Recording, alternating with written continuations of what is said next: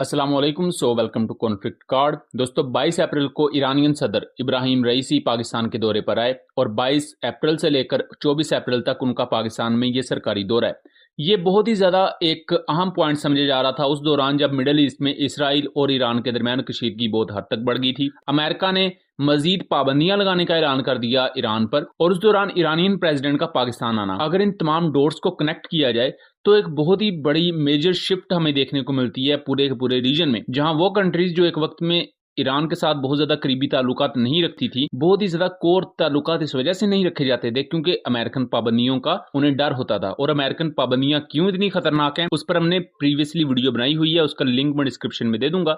उस वीडियो को जरूर देखिएगा, उससे आपको यह पता चलेगा कि अमेरिकन पाबंदियों का ये जो पूरा कॉन्सेप्ट था ये किसने राइज किया। और जब अमेरिकन पाबंदियों का ये कॉन्सेप्ट नहीं होता था तो उससे पहले अमेरिका किस तरह दूसरे मुल्कों को ब्लैकमेल करता था। जो इब्राहिम रईसी पाकिस्तान आए तो उन्होंने पाकिस्तानी प्राइम मिनिस्टर मोहम्मद शहबाज शरीफ के साथ मुलाकात की, पाकिस्तानी आर्मी चीफ सैयद आसिम मुनीर से मुलाकात की, और उसके अलावा पाकिस्तान के फॉरेन ऑफिस के जो मुख्तलिफ ऑफिशियल्स हैं, पाकिस्तानी डिफेंस मिनिस्ट्री के, पाकिस्तानी फाइनेंस मिनिस्ट्री के जितने भी ऑफिशियल्स हैं, उन तमाम के साथ अलग-अलग उनकी मुलाकातें हैं। कुछ हो चुकी हैं, कुछ होंगी। और उसके साथ साथ दो बड़े ऐलानात हमें यहाँ देखने को मिलते हैं। पहला ऐलान तो पाकिस्तान और ईरान एग्री करते हैं कि जो काउंटर टेररिज्म से रिलेटेड दोनों मुल्कों की सरगर्मी है उनको ज्वाइंट वेंचर के तौर पर लेकर चला जाएगा। यानी कि जो मुख्तलिफ तंजीमें हैं ईरान के सीस्तान के एरिया में और पाकिस्तानी बलोचिस्तान के एरिया में, इनको इकट्ठा पाकिस्तान और ईरान मॉनिटर करेंगे और इनके खिलाफ ज्वाइंट कार्रवाइयां भी हमें देखने को मिल सकती हैं, जो कि इस पूरे के पूरे रीजन को साफ और शफाफ करने में काफी ज्यादा अहम किरदार अदा करेगा। दूसरा, ईरान और पाकिस्तान इस बात पर भी एग्री करते हैं कि फ्यूचर में जो बायलैटरल ट्रेड होगी दोनों कंट्रीज के दरमियान वो $10 बिलियन तक लेकर जाई जाएगी, जबकि मौजूदा ट्रेड की बात की जाए तो वो सिर्फ $2 बिलियन है। अभी यहाँ एक और बहुत अहम पॉइंट है कि ये जब ईरानियन सदर पाकिस्तान आए हैं तो इसी दौरान 3 चाइनीज कंपनीज और एक बेलारूस की कंपनी पर अमेरिका ने पाबंदियां लगाई हैं, और उन पर इल्जाम यह है कि उन्होंने पाकिस्तान को कोई बैलिस्टिक मिसाइल या न्यूक्लियर वेपन से रिलेटेड चीजें प्रोवाइड की। अगर दोस्तों इन तमाम चीजों को देखा जाए तो आपको यहाँ एक चीज, एक पैटर्न वाजे नजर आएगा कि अमेरिका आजकल एक सुपर पावर कम और एक नाराज बच्चे की तरह ज्यादा अमल दरामद कर रहा है अपने फैसलों पर। वो कुछ इस तरह कि यूक्रेन में काफी ज्यादा हजीमत का सामना है अमेरिका और उसके इत्तेहादियों को रूस की तरफ से, क्योंकि रूस के लिए जो इन्होंने प्लान सोचे थे कि हम यूक्रेन में अपनी बेसिस ले जाएंगे और रूस के सर पर जाके बैठेंगे, वो इन्हें अब होता हुआ नजर नहीं आ रहा। दूसरी तरफ इसराइल की सिचुएशन है तो इसराइल से खुद अब अमेरिका भी नाराज है, तंग आ चुका है अमेरिका बहुत ही ज्यादा फंड कर करके। और दूसरी तरफ ताइवान को इन्वेड करने का चाइना सोच रहा है, जो कि अमेरिका के लिए एक तीसरा महाज खोल देगा। और इस दौरान जो गल्फ कंट्रीज हैं, अरब कंट्रीज हैं, वो भी चाइना के साथ बहुत ज्यादा करीबी ताल्लुकात रखने लग रहे हैं। उसके साथ साथ अगर हम पाकिस्तान की तरफ भी आ जाएं तो पाकिस्तान की भी स्ट्रेटजी में बहुत ही ज्यादा मेजर शिफ्ट आया है कि पाकिस्तान अब टिल्ट कर रहा है चाइना की तरफ, रशिया की तरफ।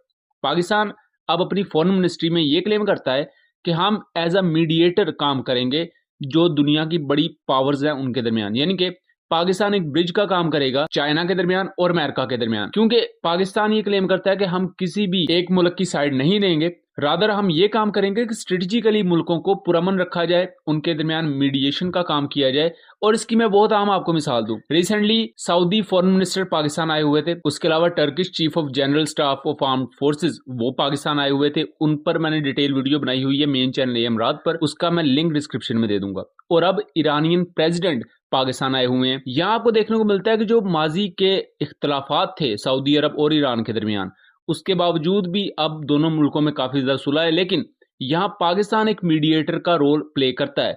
और पाकिस्तान की जियो स्ट्रेटजिक अहमियत का आप इससे अंदाजा लगा लें कि चाहे सऊदी अरब हो, चाहे तुर्की हो, चाहे ईरान हो, चाहे अमेरिका या चाइना और इवन रशिया भी, पाकिस्तान इन कंट्रीज की स्ट्रेटजी का हमेशा से हिस्सा रहा है। और पाकिस्तान जिस खित्ते में वाक़या है ये खित्ता ही पाकिस्तान की अहमियत को बढ़ा देता है। और दूसरा, पाकिस्तान ओवरऑल भी एक अच्छी पोजीशन गेन करता है अपनी जियोग्राफी के लिहाज से। सो पाकिस्तान एक बेहतर पोजीशन में रहता है कि वो मुख्तलिफ कंट्रीज के साथ अच्छे ताल्लुकात रखे। यहाँ इंडिया की मिसाल भी दी जा सकती है, जहाँ इंडिया बहुत अच्छे तरीके से बैलेंस मेंटेन करके रखता है अमेरिका और रशिया के दरमियान, यानी रशिया से भी ट्रेड और अमेरिका से भी ट्रेड। और यही कहा जाता है कि हम बिल्कुल न्यूट्रल हैं, हम किसी भी एक मुल्क की बिल्कुल साइड पर नहीं जाएंगे, दोनों से अच्छे ताल्लुकात रखेंगे।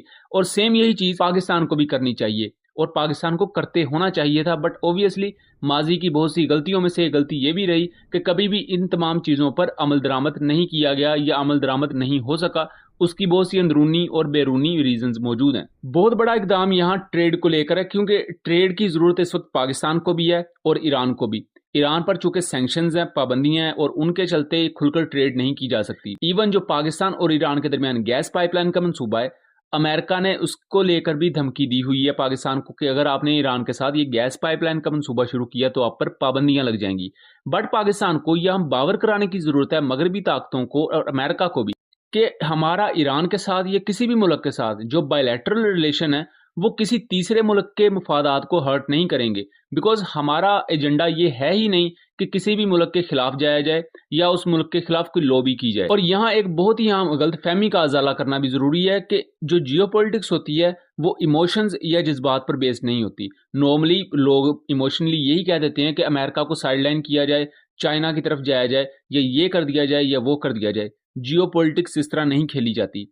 आप इंडिया की मिसाल लें, इंडिया ने भी कभी इस तरह की हरकत नहीं की कि वो बिल्कुल रशिया की तरफ टिल्ट कर जाएं और अमेरिका को कहेंगे भाई टाटा बाय बाय। ऐसा बिल्कुल भी नहीं होता। पाकिस्तान को जियो स्ट्रेटेजिकली खेलने की जरूरत है कि वो अमेरिका को भी बावर करवाए, अमेरिका को भी उसके रियल में रखे, और उसके साथ साथ वो ईरान के साथ भी तरक्की और कामरानी की मंजिलें तय करे। यहाँ अगर पिक एंड चूज की जाएगी कि या अमेरिका को रख लिया जाए या ईरान को रख लिया जाए तो उसका हमेशा नुकसान होगा, चाहे किसी भी एक मुल्क की तरफ पाकिस्तान टिल्ट करेगा। सो यहाँ अहम चीज ये है कि पाकिस्तान को अपनी सफारतकारी बेहतर करने की जरूरत है। फॉरेन ऑफिस को यहाँ एक्टिव रोल प्ले करना पड़ेगा ताकि वो अमेरिका को भी इत्मीनान में ले सके और ईरान को भी इत्मीनान में ले सके। क्योंकि पाकिस्तान की जो एक्सपोर्ट्स हैं वो ईरान की तरफ भी जाती हैं और पाकिस्तान की जो ओवरऑल 20% एक्सपोर्ट्स हैं वो अमेरिका की तरफ भी जाती हैं। सो ट्रेड पार्टनरशिप के लिहाज से अमेरिका भी पाकिस्तान के लिए बहुत ही ज्यादा अहम कंट्री है। और जियोपॉलिटिक्स में इस तरह की जो बड़ी पावर्स होती हैं उनके साथ आपको अपनी जियोग्राफी को देखते हुए, अपने ट्रेड रिलेशनशिप को देखते हुए और अपनी स्ट्रेटेजिक अहमियत को देखते हुए डील करना पड़ता है। और यहाँ एक और अहम मिसाल इंडिया के बाद हमें अमेरिका के करीबी इत्तेहादियों की देखने को मिलती है, यानी कि यूरोपियन कंट्रीज की, कि वो बहुत क्लोजली गैस की ट्रेड करते हैं रशिया के साथ। इवन दो रशिया उनका बहुत बड़ा दुश्मन है, लेकिन ट्रेड अपनी जगह वो रशिया के साथ मुख्तलिफ बैक चैनल्स के थ्रू बातचीत भी करते हैं और इवन पब्लिकली भी उनकी आपस में मीटिंग्स तक हो रही होती हैं। सो ये था एक एनालिसिस। उम्मीद करता हूँ चीज़ें क्लियर रही होंगी। वीडियो पसंद आई हो तो इसे ज़्यादा से ज़्यादा शेयर कीजिएगा एंड चैनल को सब्सक्राइब कीजिएगा। मिलेंगे अगली वीडियो में, तब तक के लिए अल्लाह हाफिज़।